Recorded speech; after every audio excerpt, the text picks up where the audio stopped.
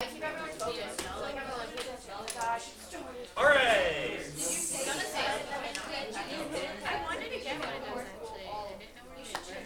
All right. Ladies and gentlemen, class recording has begun. So, I want people to know that they're being recorded. Oh, for legal purposes. Yeah, so like you can say, hey, I didn't know I was being recorded. I just told you were being recorded. Yeah, Now, if you were talking to somebody around you and didn't hear me say that, now, you know. Is that why you say we're recorded? I think in Ohio, you legally only have to have one person that consents to recording the conversation. So that would mean you could record somebody and say, hey, I thought it was fine if I recorded them. And so Seriously? that is the rule. That is the law in some places. I think Ohio is one of them. Yes. Wow, I should just keep a recorder in my pocket just in case anybody threatens me. All right. So yesterday we started in on life cycle of a star. We transitioned from the the nuclear reactions that we were discussing earlier in the week and at the end of last week to the whole life cycle of the star, because it's an important part of that life cycle of the star. So, in looking at how stars begin and what they become, there are two factors that are really the main determining factors as far as what kind of a star this thing will become. What are those two factors? What? Temperature is sort of what it ends up being. So mass is one, and then what's the other factor that kind of gets the whole ball rolling? No, that's another factor. The rate of nuclear fusion? That comes from what? The energy? That doesn't happen unless what starts this whole ball Nuclear rolling? fusion? The inward gravity? So you got to have gravity, and then depending on how much mass you have, that determines what kind of star we end up with. So yesterday at the end of class, right, we were looking at this diagram, right, the HR diagram, the Hertzsprung-Russell diagram. And we said that the diagram shows you, it's a graph between absolute brightness, which is how much energy that object, that star is giving off, and its temperature. And we talked about that this big swatch that runs through from the top left down to the bottom right, we refer to as the main sequence. Stars that are on the main sequence are doing their star thing, all right? And what is their star thing? What do stars do? Fusion. They give off energy because they are doing fusion, right? So these stars are giving off energy because they're doing fusion, okay? They're fusing small nuclei into bigger nuclei, a lot of hydrogen into helium, but depending on the temperature and how big they are, they might be fusing helium to bigger things, stuff like that. Okay? Depending on where it falls on the main sequence, you can tell me about the stars, how bright they are, how big they are, but also how long they're going to last. Right? We said the trade-off was our biggest, brightest stars generally don't last very long. Because why are they big and bright? It's because they're doing a lot of what? They're doing a lot of fusion. If you do a lot of fusion, you can't do it for real long. Okay? Now, these are all relative terms, right? Stars that are up here on the main sequence in the top left-hand corner, the blue big hot ones, right? They're still going to last millions and millions of years. But that's not very long compared to some of the other stars that are on the main sequence. Okay? Good there. All right. So from that standpoint, let's pick it up towards the end. Because as long as two competing factors are canceling each other out, a star is going to stay on the main sequence. What did we say determines how long a star is going to last? Fusion and gravity. Because fusion is trying to make a star do what? Because the heat try and cause an expansion, right? But gravity is pulling it inward. So as long as the outward push from fusion balances out the inward pull from gravity, that star is going to remain on the main sequence and remain a stable star, doing its fusion thing, giving off energy, etc., etc., etc. On death of a star. Previous page.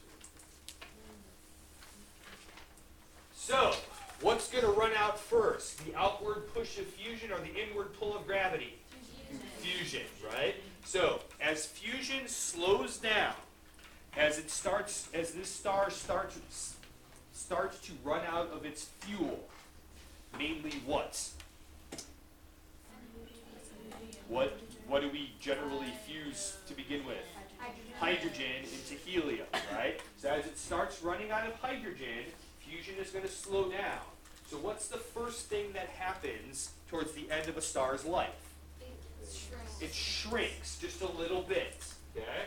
So the first thing that happens is, as fusion slows down and the outward push decreases, gravity takes over and begins to shrink that star, okay?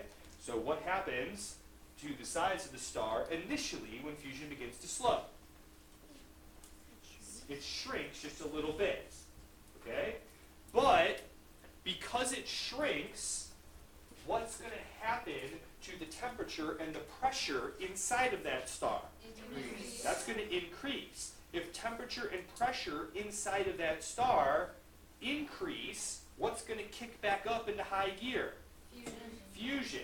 So there's an initial shrinking, but that shrinking causes more fusion to occur. And it's a little bit different fusion than what has been happening up until this point. It's not just the old hydrogen into helium fusion. Now, because the temperature and the pressures have increased, you get a little bit more of that helium into bigger stuff, multiple hydrogens maybe coming together to make something bigger. Okay? Now, because fusion kicks it back into high gear, now there's an imbalance again, but instead of gravity pulling it together, what's the increased fusion going to do? Make it expand. And that's when our stars turn into red giants or red supergiants. There's no difference between a red giant and a red supergiant other than the fact that this one started off a little bit smaller, this one started off a little bit bigger initially. So that star is going to go and it's going to expand. Our sun is going to expand to a point when it is going to be bigger than the orbits of Mercury, Venus, Earth, Mars, and pretty much out to the asteroid belt. Okay? So all those planets are in trouble. Okay? Now, we're talking billions of years before that happens, so don't think we have to come up with a plan right now to deal with it. But that's going to happen. Okay? Now, what happens after that depends on what kind of a star we're dealing with. Okay? First, red giant, red supergiant. Are these stars on the main sequence of the HR diagram? No. Because are they doing their star thing? Are they doing fusion anymore? Not really, right? It's slowed down quite a bit, okay, and that's what caused this to happen. If we look back on our HR diagram, though, look where supergiants and giants end up. Top right-hand corner. Meaning what? Their absolute brightness is very high. They're very bright, but Becca, how hot are they? Not very high. Not very hot. But they're really bright. Why? Because they're giving off, they're like the end of their What has happened? cycle, so What has happened to them? Aren't they just, like, they're giving off all of their light now? Because they're, like, they got really big and That's the key, right? How big are they now? really, They're really big. That would be like if we put 100 25-watt light bulbs in this room. Okay? Would it be bright in here? Yeah. Are each of those bulbs very bright? No, but because there's so many of them, it's really, really bright. Yeah. Okay? Whereas, like this blue star over here, this would be like one 500-watt light bulb. It's really bright because it's really bright, right? These are bright, not so much because they're giving off a lot of energy, There's a lot of because they're just so big, right? Does that make sense? Where we get this other part of the HR diagram showing up, okay? We'll talk about this part here in just a little bit, okay? So, back to our dying star.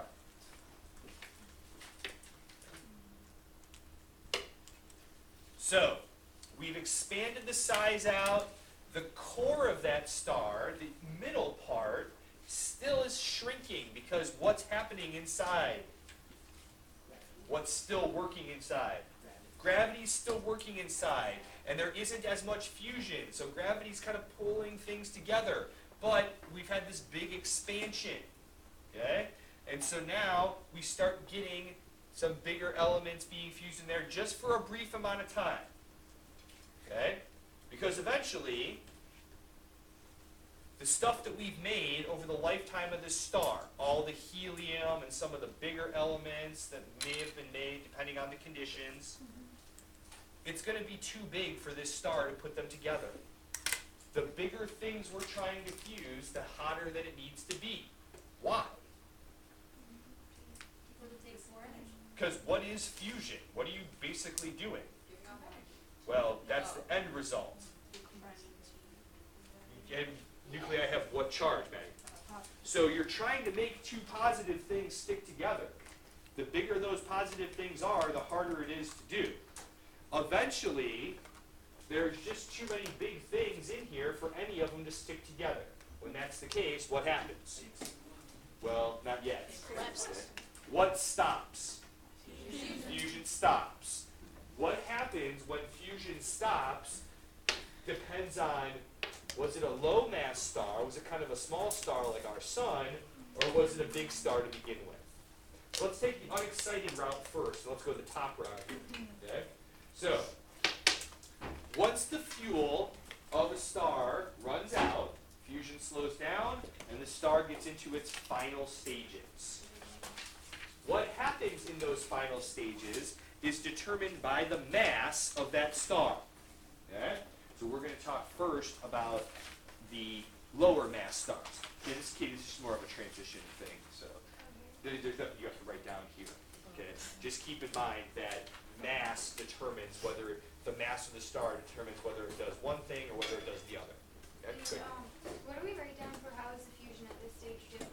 So at that stage, when the Slow fusion down. kicks back up, okay, wait, sorry, let's check over here.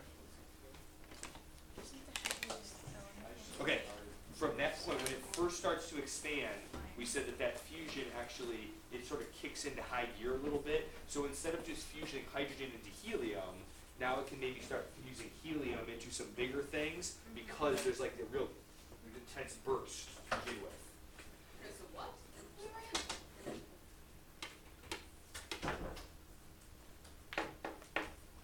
Oh, I Doesn't remember. it stop I was when on it that creates about. iron? Yeah, I do too. Iron. Yeah. At least the real big stars can create up to iron. Okay, our sun is pretty much only powerful enough to get up to about carbon. Okay, that's about as hot as it can go. Carbon's 6 protons, right? But some of those really big stars, some of those stars that are in like the top left of the main sequence, those are hot enough that they can start fusing up to like iron, which is 26 atomic number. All right, good there? All right, so now, depending on the mass, that's what happens next. So let's go the top route here, because it's kind of boring. So this is what our star is going to do, okay? So, low to medium mass stars will remain as giants until all of the things that they can fuse together completely run out. Okay?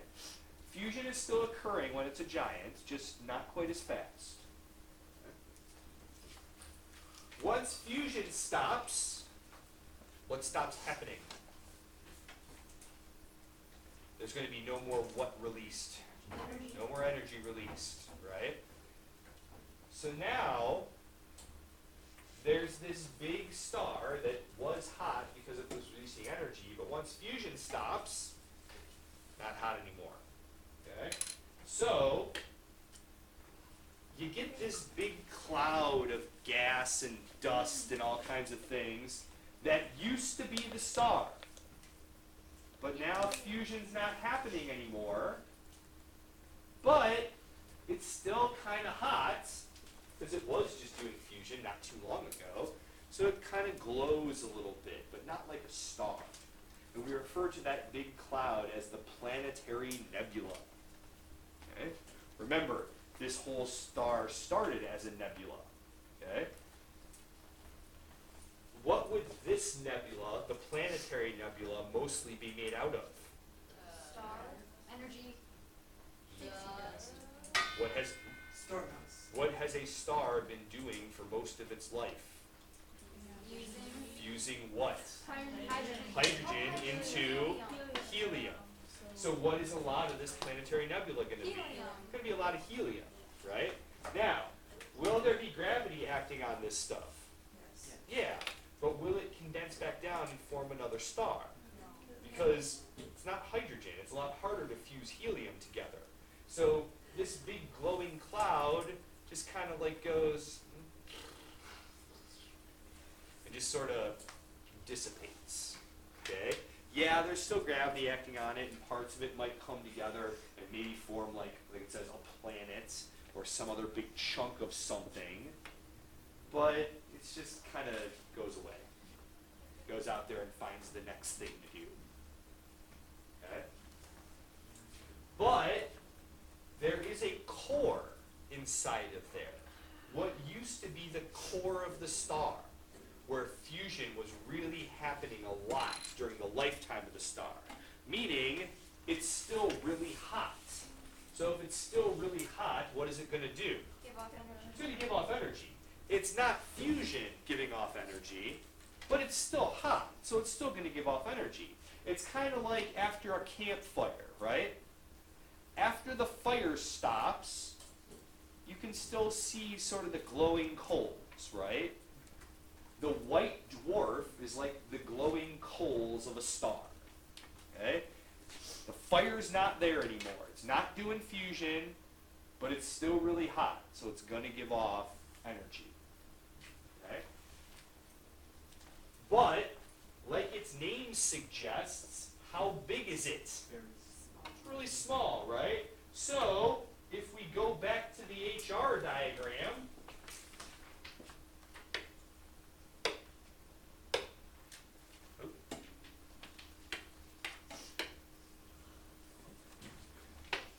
white dwarfs, right?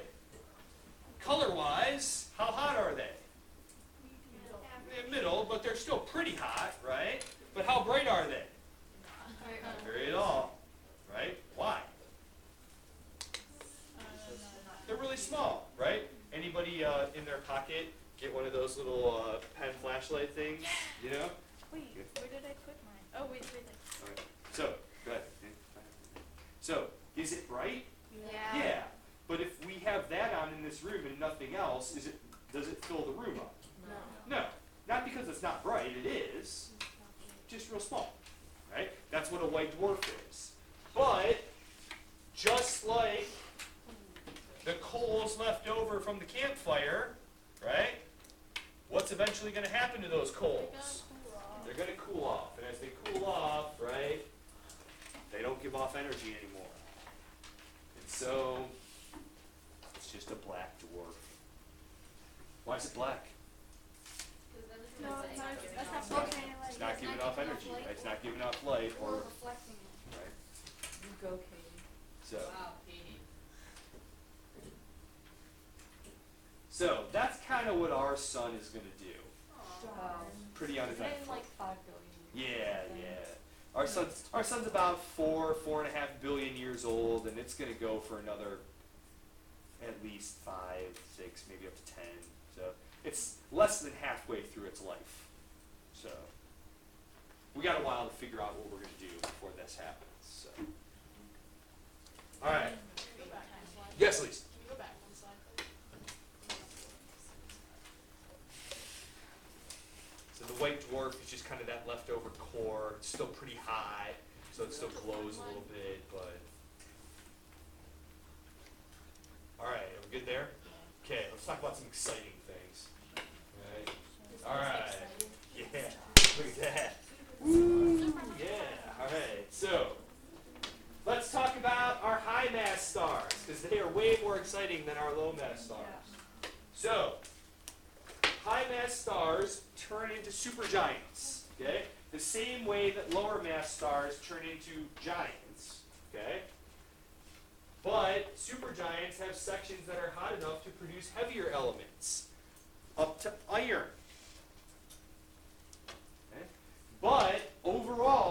happening to the amount of fusion in that red supergiant?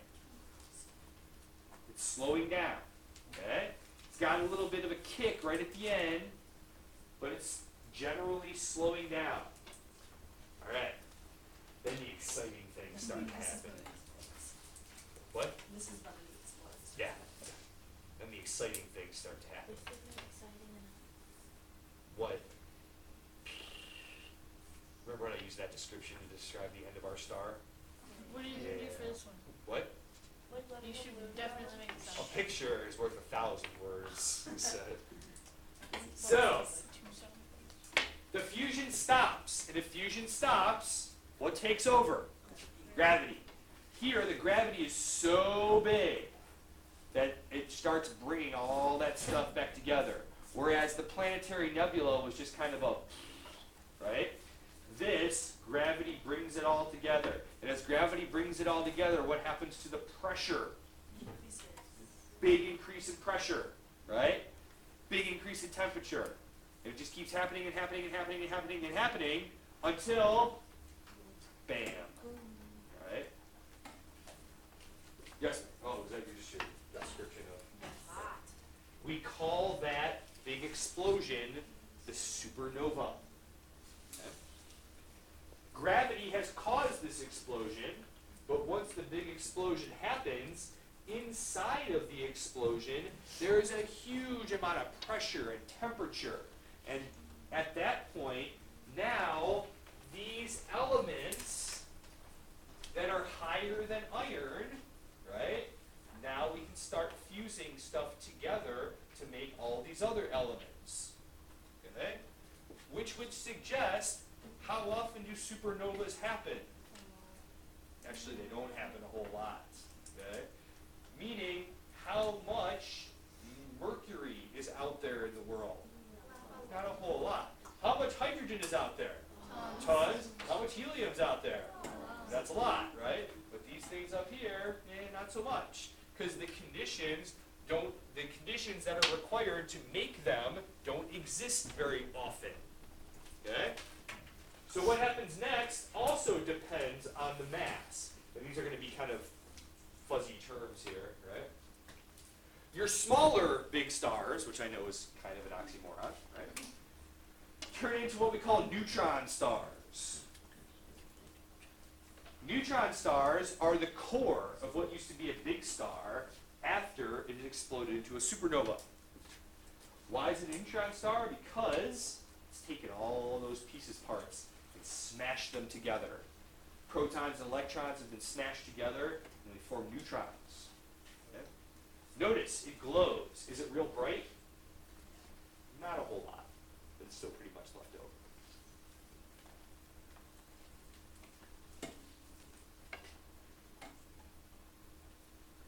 And then, your bigger big stars, yeah, that's always looking into some good stuff here, right?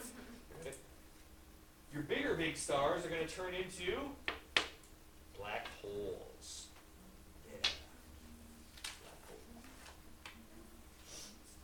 Your bigger big stars turn into black holes. Black holes have gravity so strong that not even light can get out of it. I like the double explanation point at the end. Yeah, it's, I mean, it is Or it's triple. triple. Yeah, it's hardcore. So, Some of We them got are 2 on Rush. getting crazy. Yeah, why don't we ever start? you know what? Cheating. Maybe that's part of what you're supposed to write down. It's like part of the Yeah. filling in, you know? Add your own exclamation point. I want you to add an exclamation point that conveys how excited you are about the formation of this black hole. Okay? You know? I mean, maybe you want a third one. Maybe it's just a line and a dot. Or maybe it's like a triangle, upside down triangle with a screen. Possibilities are endless. Endless. How excited are you about this black hole? I'm pretty excited, not gonna lie. So, all right. It reminds me of that one song on the song. What song is that? Black Hole Song. It's a good song. See, all my classes have been relating to like Just Dance or Guitar Hero. All right. Like relating to history. Questions about the life cycle of a star. All right. So tomorrow, what time talk about some other interesting things. Actually, you know what? Because you guys are missing Thursday, perhaps well, if you go to the volleyball game, you know. So. Well, I won't be at school at all, so. Shut up. What? What is that? Does anybody want my church? Do you want my church pencil? Your what? Put my pencil on the ground. My church and put my pencil. I'll use it. No.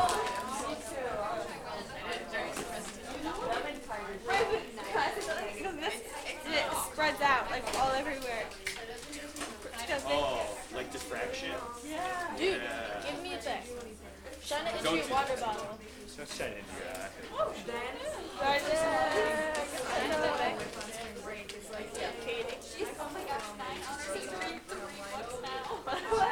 Legit. And the window was open and it went out the window.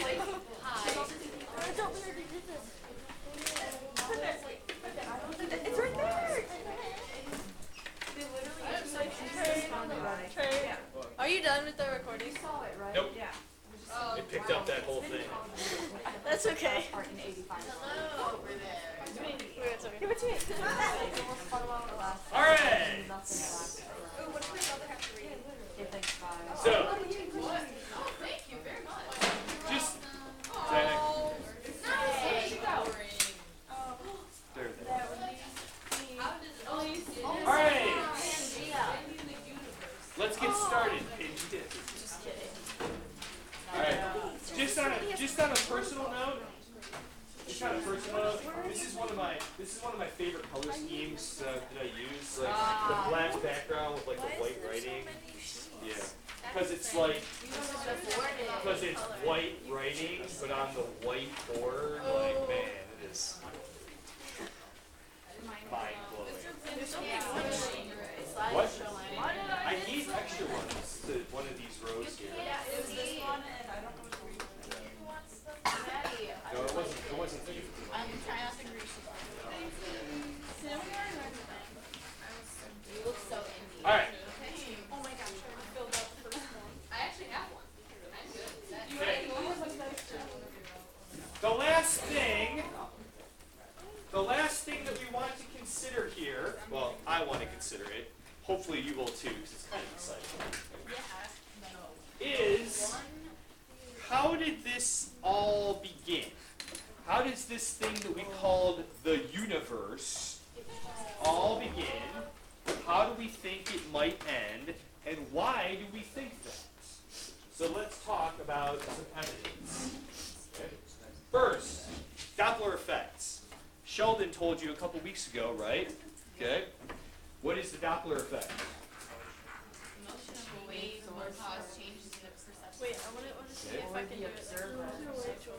So the motion of a wave source or an observer will cause changes in the perception of the wave. When we talk about the perception of a wave, we say that that would be the what?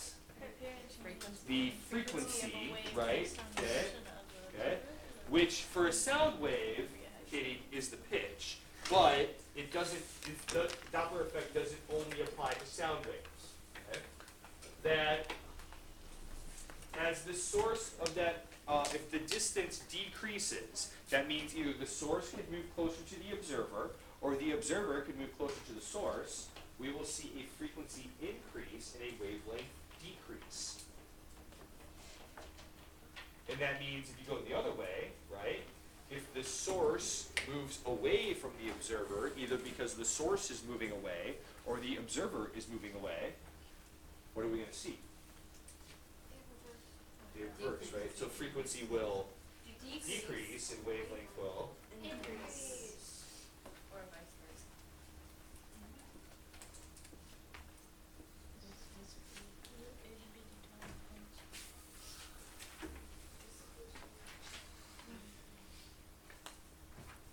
Now, we generally observe the Doppler effect with sound waves, but all waves will show a Doppler effect.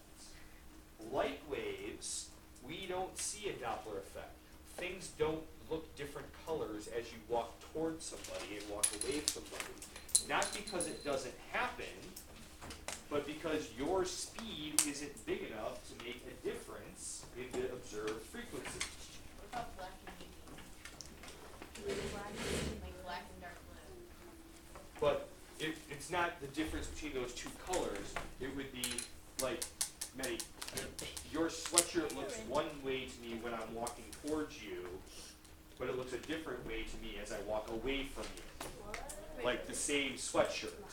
That would be a Doppler effect, which we don't really see, right? Can it be like nearsighted, farsightedness? I mean, is that what you were asking or not? Okay. But we don't see that. Like, things don't look different to us as we walk towards them or walk away from them. Not because it doesn't happen, just because we're not going fast enough to see it happen. But when we look at light from real distant sources, other stars, other galaxies, stuff like that, we actually do see a Doppler shift. If we look at the size of that galaxy and compare, or size of that star in relation to other stars that we know how big they are and how far away they are, we look at that and go, that light doesn't look right. Like, that star shouldn't look that way. It looks different than it should. Because sometimes things move towards us and sometimes things move away from us.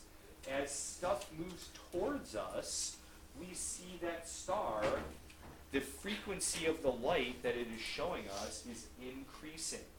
We call that a blue shift, because an increased frequency tends towards blue. Does that make sense from the Roy G. Bibb standpoint? And when things are moving away from us, red shift. Okay. Did you guys do this last year? Yeah. We did with long ago. Remember she took on the math and she's like, draw the And I mean, and Katie, I mean, this is just Doppler stuff, which we've already talked about. I don't think we explained all the Doppler, but I think we just learned Good afternoon, everybody. Sorry the interruption. A couple quick afternoon All right. announcements. Hey, that's good for today. We'll pack it up. Pick it up for First, I'd tomorrow. like to say thank you to all the students who participated in Wellness Day, and thank you to the faculty members and